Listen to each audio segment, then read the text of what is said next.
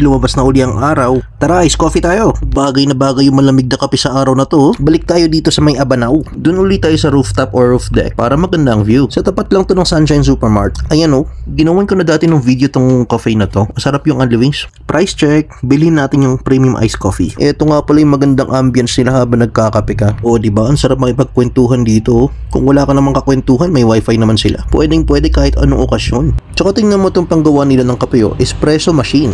Makakaasa tayong quality yung kape natin. May waffle maker din pala sila.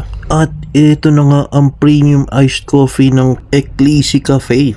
Tikman na natin. Saktong-sakto talagang wala ng bagyo. Sana humaba pa talaga tong araw. Okay tong premium coffee nila. May fruity at nutty flavor. Kakaiba. Ayos na ayos to.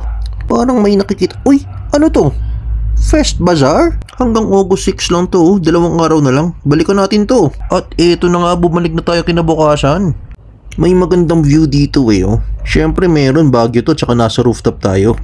Ayan, ang sarap tumambay dito. Diba? Pwedeng nakatulala ka lang dito tingin ka sa malayo. Free taste, boom.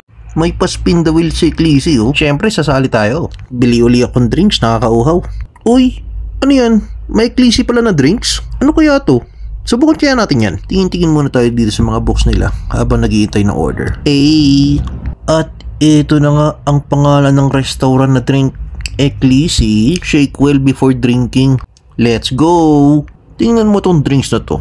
Mayroon siyang buto ng passion fruit Tikman na natin yan. May nalalasahan kang mangga at saka passion fruit, sir. May pumatok sa bunganga ni Sir Boy. Biglang nagkaroon ng flavor na strawberry Ayos. Ano ba itong puputok-putok sa bunganga na lasang strawberry? Ayos to May pearl sila na may juice sa loob. Pwede na tayo mag-spin the wheel. I'm feeling lucky today. Let's go! Try again. Grabe naman yung swerte na yan. Sige, ituro mo ate. Nakakasakit ka na May karaoke competition nga pala dito. Nakatalikod lahat ng kumakanta. I-try mo na. And see you on my next vlog.